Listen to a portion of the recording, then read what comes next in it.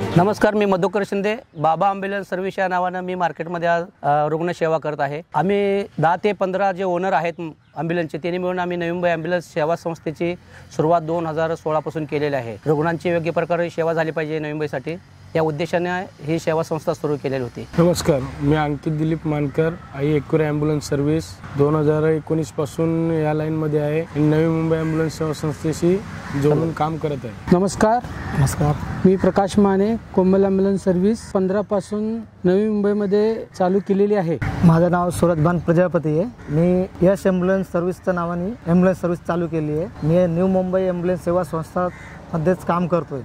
नमस्कार, माझं नाव परमेश्वर भालचंद्र राठोड, मी महिमा ॲम्ब्युलन्सचा मालक व मी नवी मुंबई ॲम्ब्युलन्स सेवा संस्थेशी जोडलेलो आहे। गेली 3 वर्ष झाली मी यांचा एक सभासद आहे नवी मुंबई ॲम्ब्युलन्स सेवा संस्थेचा। नवी मुंबई महानगरपालिका हॉस्पिटलच्या समोर मी बोट पॉलिसचा व्यवसाय करत होतो। जेव्हा सर्व ॲम्ब्युलन्सवाले माझ्यापाशी यायचे तेव्हा अनेक ॲम्ब्युलन्समध्ये वरचढ असायचे बिझनेस म्हणून। तेव्हा आम्हाला वाटायचं की चला काय तर रुग्णांची सेवा केली पाहिजे या उद्देशाने मी 2014 पासून बाबा ॲम्ब्युलन्स सर्व्हिसनं मार्केटमध्ये आलेले आहे। सर्वप्रथम मार्केटमध्ये येताना आम्ही नवी मुंबईच्या गोरगरीब जनतेसाठी एक ॲम्ब्युलन्स फ्री घेऊन सुरुवात केलेली आहे ॲम्ब्युलन्सची माझ्या। त्यानंतर सर्व मालकांना एकत्र करून आज नवी मुंबई ॲम्ब्युलन्स सेवा संस्थेची आम्ही सुरुवात 2016 पूर्वी केलेली आहे। मी 2014 मध्ये आलो नवी मुंबईत। मी फायर ड्रायव्हिंग करत होतो। त्याच्यानंतर मी गावी गेलो। गावाहून परत गणेश ॲम्ब्युलन्स सर्व्हिसमध्ये मी आलो ड्रायव्हर म्हणून। 6 महिने जॉब केला, बघितलं कसं काय म्हणजे लोकांची सेवा वगैरे करतात ते। त्याच्यानंतर माझं पण इच्छा झाली की आपण पण एक ॲम्ब्युलन्स घेऊन या क्षेत्रामध्ये यावं आणि लोकांची सेवा करावी। मी तर ॲम्ब्युलन्स मध्ये नोकरीसुद्धा केली। स्वाती ॲम्ब्युलन्समध्ये 10 वर्ष नोकरी केली ग्रँड रोडला। त्याच्यानंतर ओकाड हॉस्पिटल नवी मुंबई वाशी सेक्टर 6 मध्ये ओकाड हॉस्पिटलच्या ॲम्ब्युलन्सवर 9 वर्ष नोकरी केली। त्याच्यानंतर 2015 मध्ये मी स्वतंत्र एक गाडी घेतली नवीन आणि इकडे कनेक्ट झालो नवी मुंबई ॲम्ब्युलन्स सेवेमध्ये। माझ्या समोर अशा काही घटना झालेल्या की त्यांना ॲम्ब्युलन्स सेवा उपलब्ध नाही झाली। एक आजी होत्या माझ्या परिचयाच्या, तर त्यांची डेथ झालेली घाटकोपरला। पण घाटकोपरून त्यांना ॲम्ब्युलन्स गावी न्यायची होती, म्हणजे आजींना गावी न्यायचं होतं शेवटची क्रिया करायसाठी। पण त्यांच्याकडे पैसे नसल्या कारणाने तिथपर्यंत पोचू नाही शकल्या। मग शेवटी त्यांना घाटकोपरमध्येच ठेवावं लागलं। तर ते ज्यावेळी मला समजलं तर मला एक मनाला वाईट वाटलं की ॲम्ब्युलन्स सेवा आपण केली पाहिजे, एखादी ॲम्ब्युलन्स आपली पण पाहिजे या क्षेत्रामध्ये। तर मी उतरलो या क्षेत्रामध्ये। सर्वप्रथम ॲम्ब्युलन्स घेताना हे सोपं वाटलं की बाबा ॲम्ब्युलन्स घेणं किंवा बिझनेस करणं हा उद्देश लोकांच्या डोक्यात असतो। त्यामुळं पैशाकडे बघून जर हा सेवा केलं तर भरपूर खडतर प्रवास आहे ॲम्ब्युलन्स सेवेचा। पण तुम्ही रुग्णसेवा म्हणून जर डोक्यात ठेवून जर ह्या क्षेत्रामध्ये आला तर त्याच्यामध्ये तुम्हाला कुठलीही त्रास होणार नाही, कारण सेवा हे डोक्यात असणं गरजेचं आहे। म्हणून ॲम्ब्युलन्स बिझनेस म्हणण्यापेक्षा रुग्णसेवा म्हणणं एकदम उत्तम उपाय लोकांना आहे। आणि सेवा म्हणूनच मार्केटमध्ये लोकांनी सेवा केली तर त्यांना पैशाच्या पाठीमागं पडण्याची गरज नाही, समाधान मिळतं, ते कशामध्ये मिळणार नाही तुम्हाला। सर्वप्रथम ॲम्ब्युलन्स घेतल्यानंतर काय आपलेच ॲम्ब्युलन्सवाले असतात की एकमेकाला अडचणीत कशा आणण्याच्या उद्देशाने त्याला त्रास देत असतात। तो सगळ्यात मोठा कठीण काळ असतो की मार्केटमध्ये एखादा नवीन माणूस आला त्याला हा क्षेत्रातून संपवायचं कसा हा विचार करणारे लोक असतात। त्यांना तोंड देत माणसाला या प्रवासामध्ये तुम्हाला प्रवास करावा लागत आहे। म्हणजे अति दक्ष राहून हा व्यवसाय करायचा असतो. जे ॲम्ब्युलन्स सेवा करत असताना 2019 साली जेव्हा कोविडचा प्रसंग आलेला आहे, त्यावेळी सर्वच ॲम्ब्युलन्स नवी मुंबईमधले आपापले ॲम्ब्युलन्स कोण गावी गेले असतील, कोणी आपल्या ॲम्ब्युलन्स झाकून ठेवल्या. पण नवी मुंबई ॲम्ब्युलन्स सेवा संस्थेने मानव सेवा हीच ईश्वर सेवा समजून आपला जीवाची पर्वा न करता सर्वांनी नवी मुंबई महानगरपालिकेला आपापल्या रुग्णवाहिका दिलेल्या होत्या, कुठल्याही पैशाचा मोबदला न विचारता. आणि सर्वप्रथम जेव्हा कोविडचा पहिला काळ आला, पहिला पेशंट घेण्याचा वेळ आलेली होती, तेव्हा असं वाटायचं की आपण ह्याच्यामध्ये संपणार आहे.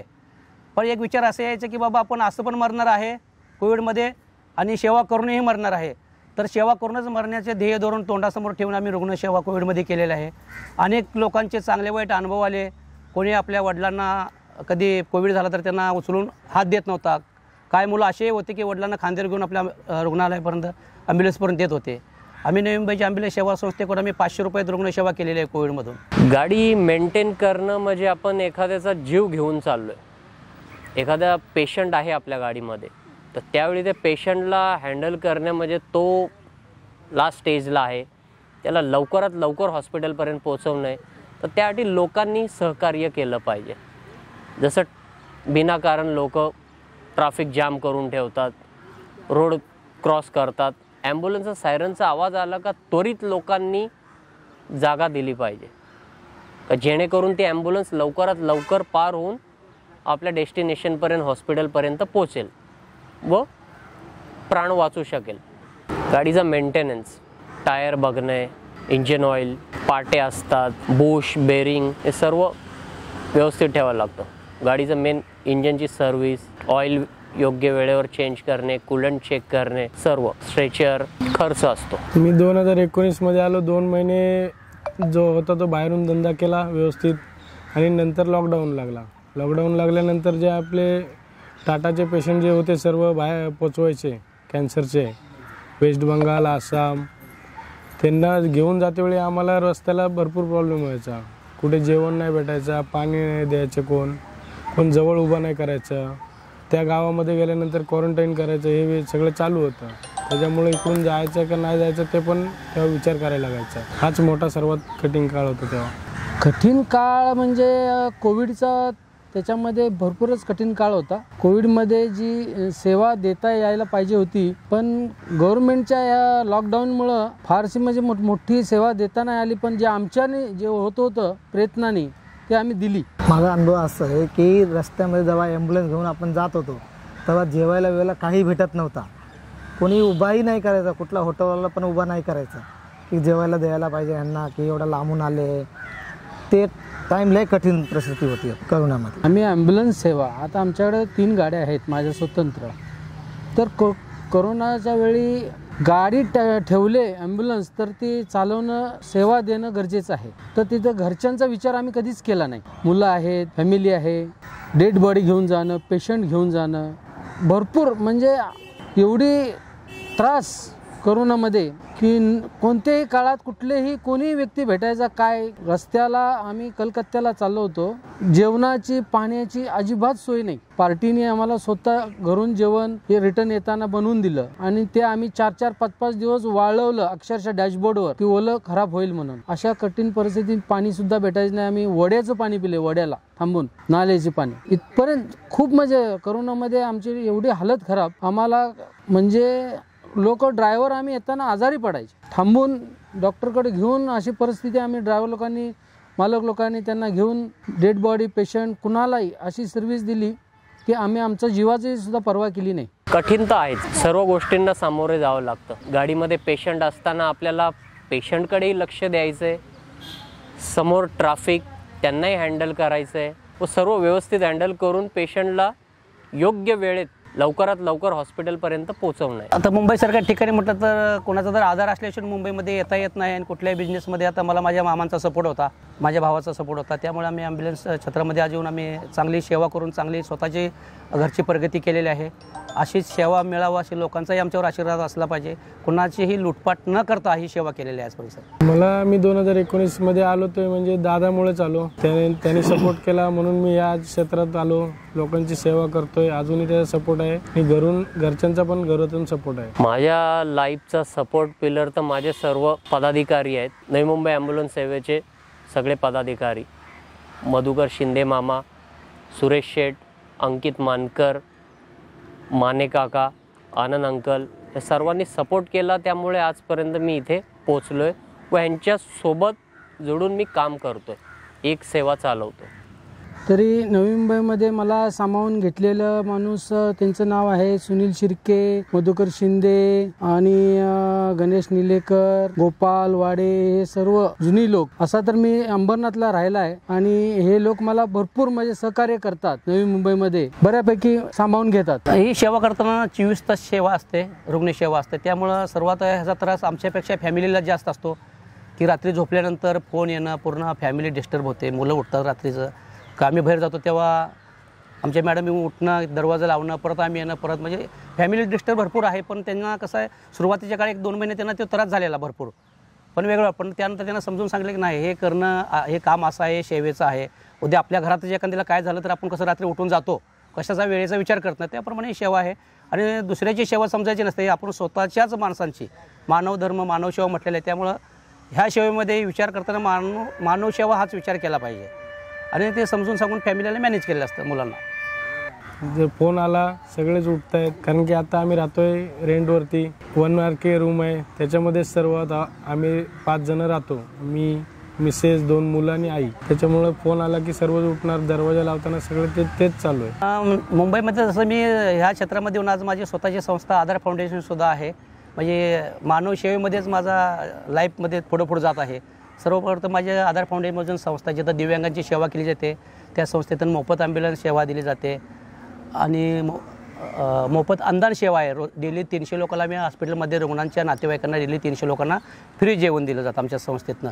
हे संस्थेतनं काम करता करता आम्ही नवी मुंबई ॲम्ब्युलन्स सेवा संस्था ओपन केलेली होती की चला आपण हे सुद्धा करून बिझनेस करता म्हणण्यापेक्षा सेवा करून ह्याचं समाधान मानलं पाहिजे. बिझनेस हा अर्थ आहे तो एकदम वाईट आहे. ह्या बिझनेसमध्ये मलाच नाही, हा बिझनेस आहे.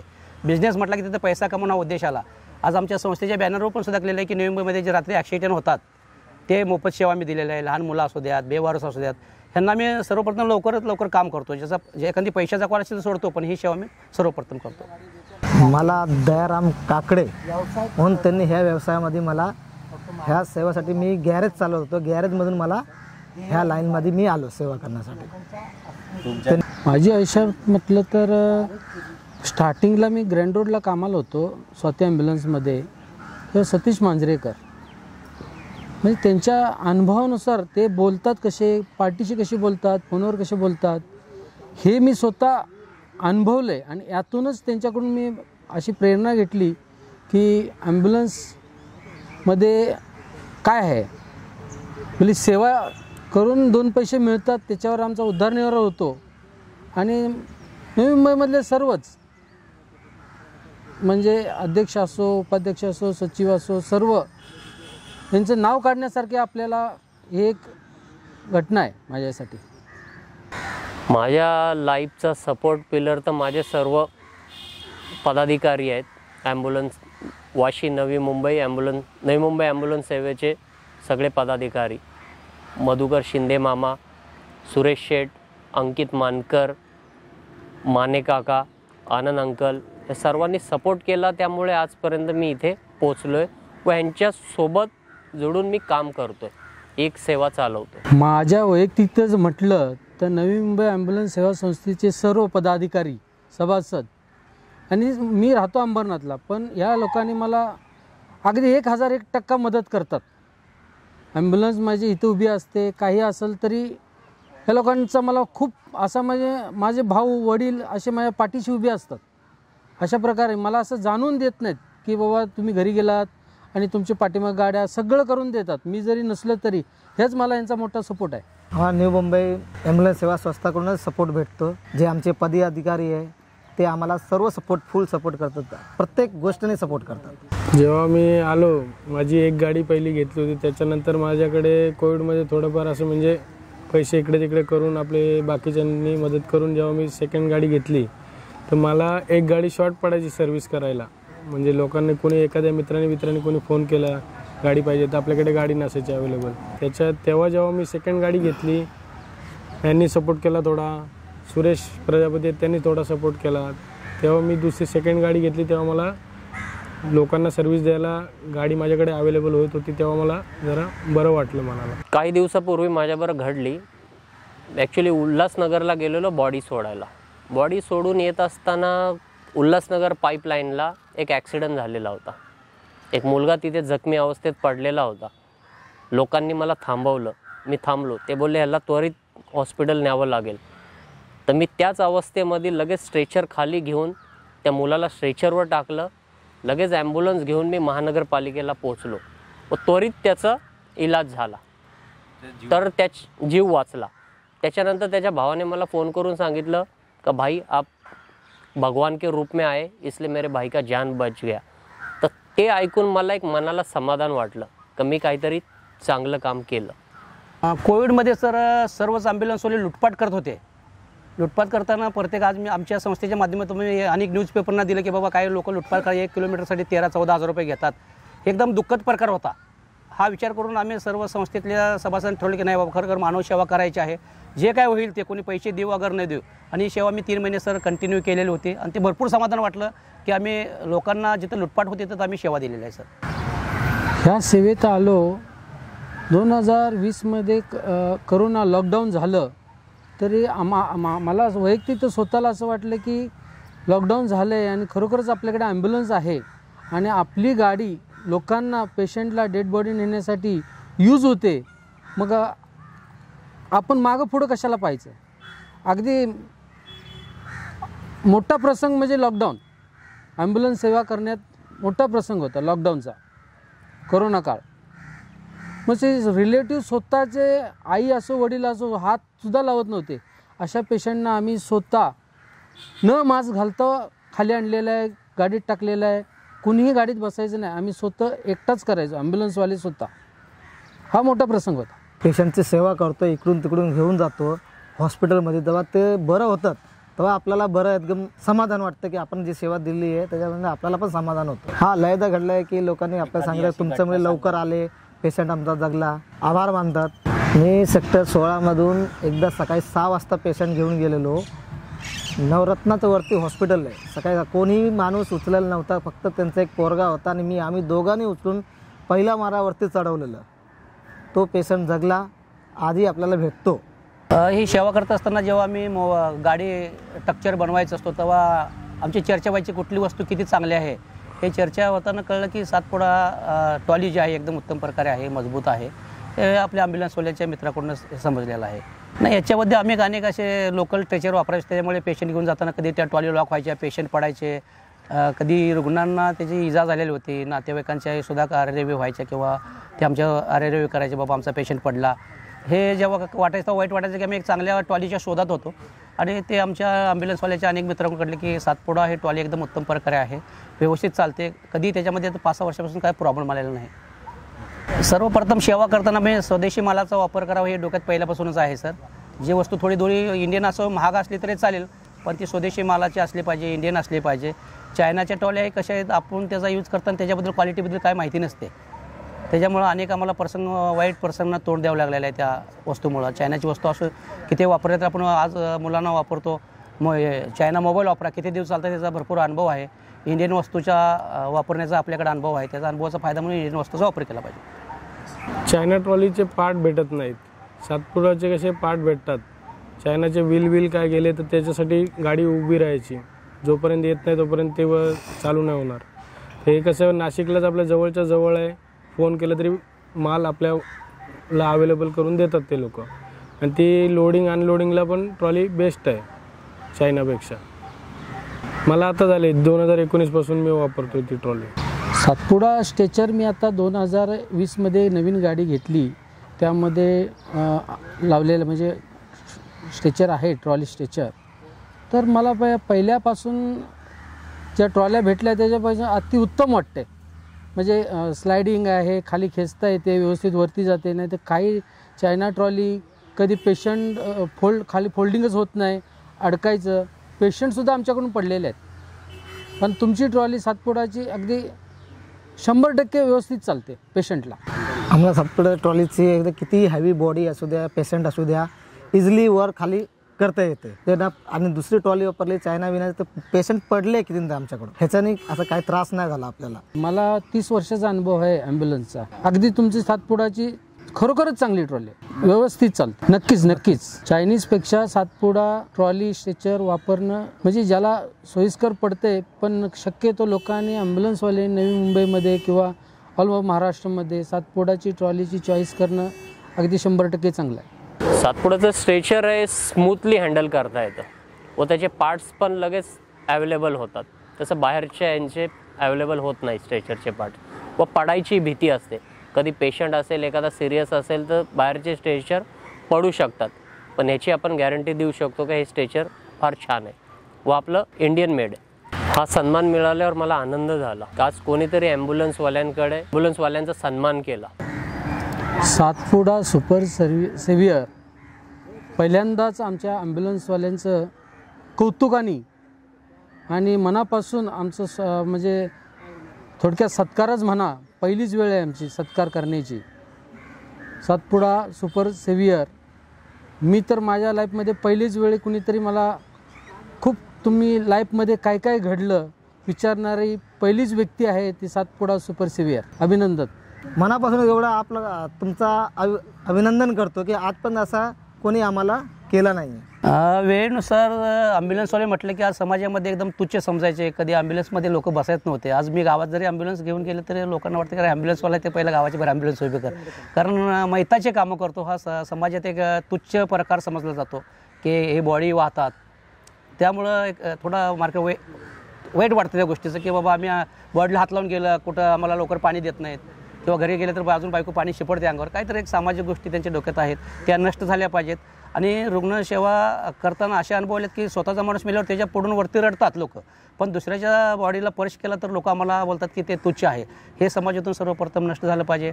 आज सातपुडा यांनी जे ॲम्ब्युलन्सवाल्याचे ॲम्ब्युलन्स सेव्हियर हे नाव देऊन हे लागणारे कलंक हटवले तर त्यांचे धन्यवाद मानतो आम्ही. आणि लवकर समाजामध्ये घडलं पाहिजे. जे समाजामध्ये न्याय मिळत नव्हता, जे तुच्छ समजणारा सेवा बिझनेस म्हणा, ते तुम्ही हटवावं असं आमची विनंती आहे. सातपुडावाल्यांनी जे आपल्याला नाव दिलं आहे सुपर सेव्हियर म्हणून, ते ऐकून एकदम छान वाटतं. सर, आज तुम्ही जो आमचा सन्मान करताय, जे आजपर्यंत वाटायचे की आम्हाला समजायचे ॲम्ब्युलन्सवाले आहेत, हाच एक डोक्यात सगळ्यांचा विषय होता, पण आज तुम्ही जे आम्हाला सन्मान करताय त्याच्याबद्दल सर्वप्रथम सातपुडा सुपर जे तुम्ही सेव्हियर आम्हाला सन्मान पुरस्कार देत आहे त्याबद्दल सर्वप्रथम तुमचे धन्यवाद करतो. आणि याच्यामुळं आमची प्रतिष्ठा समाजामध्ये वाढेल सर, आणि आमच्या फॅमिलीमध्ये सुद्धा, की आज मुलांनाही वाटेल की आमचे वडील जे काय काम चांगलं करत आहे त्यांच्याबद्दल त्यांना पुरस्कार देऊन सन्मानित करण्यात आलेला आहे. आजपासून मी सुद्धा सातपुडा सुपर सेव्हियर आहे. आजपासून मी सुद्धा सातपुडा सुपर सेव्हियरचा आहे. ॲम्ब्युलन्सवाल्यांना संदेश एवढाच देणार, कोणत्याही अडचणीला जर उभे राहणार असतील सातपुडा सुपर सेव्हियर, तर आम्ही तुमच्या पाठीशी कायम उभे राहू. कारण आमच्या मायेने डोक्यावर हात फिरवणारा पहिलीच व्यक्ती आहे सातपुडा सुपर सेव्हियर. तर तुमचे धन्यवाद. तुम्ही आम्हाला एवढा सन्मान दिला, सातपुडा सुपर सेव्हियर याचा सन्मान दिला, याच्याबद्दल मी तुम्हाला मनापूर्वक अभिनंदन करत आहे. या व्हिडिओतून एकच संदेश देईल का इथून पुढे कधीही गाडी बनवायची असेल तर स्ट्रेचर फक्त सातपुडाचाच यूज करा. ही सेवा करताना प्रथम आपण जीव वाचवण्यासाठी जात असतो. त्यामुळं रुग्णांची सेवा करत असताना रस्त्यानं चालताना पहिलं लोकांच्या जीवाची काळजी घेतली पाहिजे की आपण स्पीडमध्ये जातो, त्याला स्पीड थोडं लिमिट असावं. विनाकारण पेशंट गाडीमध्ये नसताना सायरन लावून वाजवत जाणं हे चुकीचं आहे. त्याच्यामुळे अनेक लोक रस्त्याची सैरभर होतात किंवा ॲक्सिडेंट होण्याचे प्रमाण वाढतात. तर सर्वच ॲम्ब्युलन्सवाल्यांना सांगा वाटतं की रुग्णसेवा करताना रुग्णांची लूट न करता एक सेवा म्हणून किंवा शासनाने दिलेले जे रेट आहेत, आज नवी मुंबई ॲम्ब्युलन्स सेवा संस्था फॉलो करते की जे गव्हर्नमेंटने रेट त्या रेटप्रमाणेच आज आम्ही सेवा करतो. याच्या पुढे कोणी रुग्णांची लूट करू नये, कोणाची पिळवणूक होऊ नये असा मी संदेश देतो नवी ॲम्ब्युलन्स सेवा संस्थेकडून. सर, असा आहे अनुभव असा आलेला आहे की लोकांना ॲम्ब्युलन्स हे कधी कोण नंबरही घेत नाही, की त्यांना वाटतं की असा दिवस आमच्यावर कधी ॲम्ब्युलन्स बसण्याचा येऊ नये. म्हणजे ते नेहमी समजतात की ॲम्ब्युलन्स बसणं म्हणजे आपण बॉडीबरोबर किंवा मैताबरोबर बसतो. पण आजच्या जनरेशन किंवा वातावरणानुसार असं आहे सर की अनेक 100 लोकांमध्ये 10 लोकांना अटॅक येतात. पण जेव्हा खरोखर घरामध्ये प्रॉब्लेम असतो तेव्हा ॲम्ब्युलन्सवाल्याचे नंबर नसतात. त्यामुळे ते सैरभर होतात लोक समाजामध्ये, किंवा त्यांना टायमाला रुग्णसेवा उपलब्ध होत नसते. त्यामुळे अनेक लोकांचे जीव गेलेले आहेत. तर लोकांनी समाजामध्ये हे जीव वाचवणारे लोक आहेत हे सर्वप्रथम समजलं पाहिजे की ॲम्ब्युलन्स सेवा आहे आणि ते जे वाचवतात प्रत्येक ॲम्ब्युलन्सचा नंबर घराघरामध्ये असला पाहिजे. पण आजचा जनरेशन भरपूर खराब आहे. कधी कोणाला अटॅक येतो किंवा आज सोसायटी असू दे, सोसायटीमध्ये ॲम्ब्युलन्सचे नंबर असलेच पाहिजे. जसं पोलीस स्टेशनचे नंबर असतात, फायर ब्रिगेडचे असतात, तसं ॲम्ब्युलन्सवाल्याचे नंबर आज असणं गरजेचं आहे. ते पूर्वीचा काळ होता की 100 एका लोकांना ॲम्ब्युलन्स लागायची, पण आज 100मध्ये तुम्हाला 20 लोकांना 20% तर ॲम्ब्युलन्सची गरज असते सर. आज रोज डायलिसिस असते, अटॅक येऊ शकतो, ॲक्सिडेंट होऊ शकतो. तर तुमच्याकडे ॲम्ब्युलन्सचा नंबर असेल, आज रोडला ॲक्सिडेंट झाला असेल, तुम्ही 5 मिनिटात ॲम्ब्युलन्स सेवा उपलब्ध करून देऊ शकता. ते एक समाजाची सेवाच आहे. नमस्कार नमस्कार सर. सर मी बघितलं तुमच्या ॲम्ब्युलन्सवर नवी मुंबई ॲम्ब्युलन्स सेवा संस्था असं एक स्टिकर आहे. तर थोड्या संस्थेबद्दल आम्हाला सांगू शकाल का की कशी संस्था काम करते आणि कसं याची मदत होते आपल्या समाजाला? सर सर्वप्रथम आम्ही बिझनेस रुग्णसेवेमध्ये येताना की पहिला ॲम्ब्युलन्स ह्या हेतून आलं की पैसे कमवायच्या हेतून आम्ही मार्केटमध्ये आलो.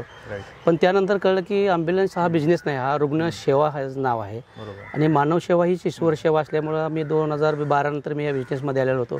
त्यानंतर आम्ही सर्व ग्रुपनं आम्ही जे पेशंट बिझनेस करण्यासाठी जे रेलचल चालायची, मार्केटमध्ये चढावड चालायची, ते संपवतं कसे येईल आणि रुग्णांची सेवा योग्य प्रकारे कशी होईल किंवा लुटपाट रुग्णांचे थांबवतं कसं येईल ह्या विचाराने आम्ही नवी मुंबई सेवा संस्था ॲम्ब्युलन्सची सुरुवात 2016 साली केली सर. ओके.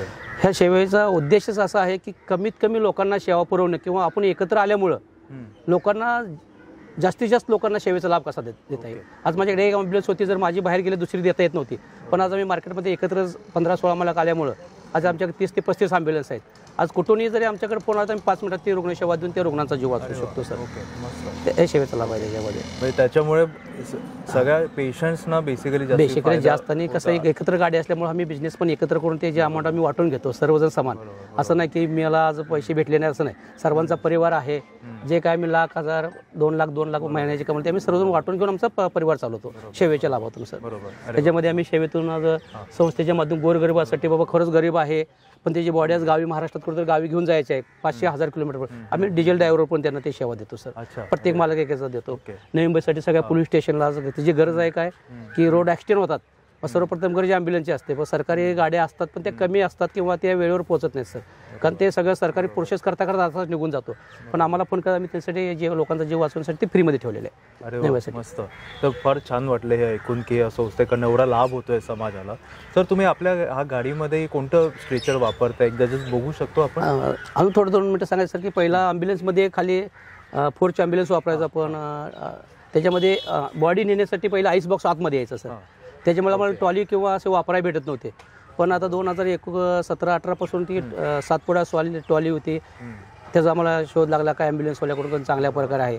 त्यामुळे आम्ही गाडीमध्ये सुद्धा नवीन प्रकार केला की साईडला आईस बॉक्स किती बॉडी ठेवता येते आणि पेशंटच्या नातेवाईकाला पाठी बसता येतं आणि पेशंटचे घेऊन जाण्यासाठी ट्रॉली बसवलेलं आहे ते आपण पाहू शकतो सर. येस. ओके. हे सर मी पेशंटसाठी केलेलं आहे. म्हणजे गाडीमध्ये बॉडी जाऊ शकते आणि पेशंटची सेवा करू शकतात. पहिला मला बॉडी असल्यामुळे पेशंट येण्यासाठी ते 4 माणसं लागायची सर. आम्हाला 4 ते 5 माणसांची गरज लागायची की ते तिकडे 2 माणसं इकडे 2 माणसं ते उचलून ठेवावं लागायचं. पण आज आम्ही ही 7 पुढे ट्रॉली म्हटलं की चांगल्या प्रकारे सर. जेव्हा चायनाची ट्रॉली होती ते त्याचे लॉक व्हायचे किंवा पेशंट ते पडायचे, त्याच्यामुळे अनेक जीव त्यांच्या धोका निर्माण झाल्यावर लॉक होतात सर. कधी पूर्ण ट्रॉल्या उघडत नाहीत. पण आज 5 वर्षापासून मी 7 पुढेची ट्रॉली वापरतोय. चांगल्या प्रकारे चालते, फ्लेक्झिबल आहे. कधी अजून त्याने आम्हाला धोका दिला नाही रुग्णसेवा करताना सर.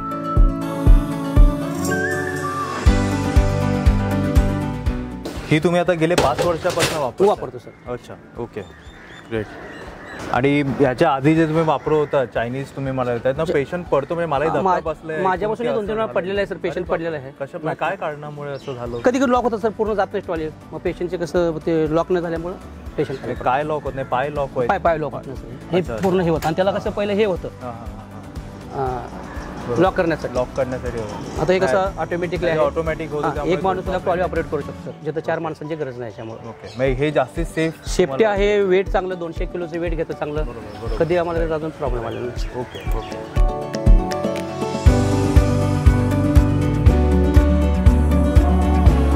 Congratulation sir. नमस्कार सर. आजपासून तुम्ही सातपुडा सुपर सेव्हियर आहात.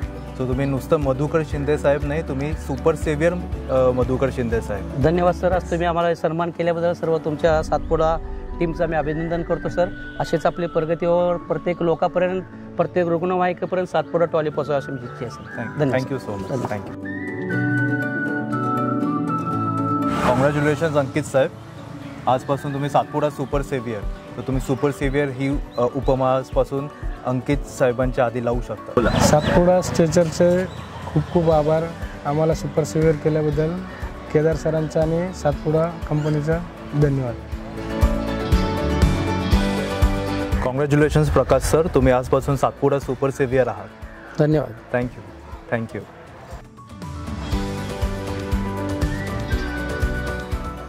कॉंग्रॅच्युलेशन्स सूरज सर, थँक्यू तुम्ही आजपासून सातपुडा सुपर सेवियर आणि आम्हाला फार आनंद होतोय की तुम्हाला ही उपाधी आज देताना. Thank you sir. Thank you sir. Thank you so much.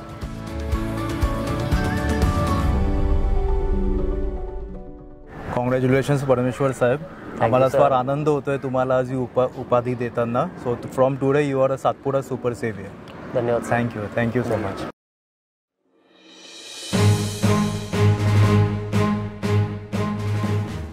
मैं भी सातपुड़ा सुपर सेवियर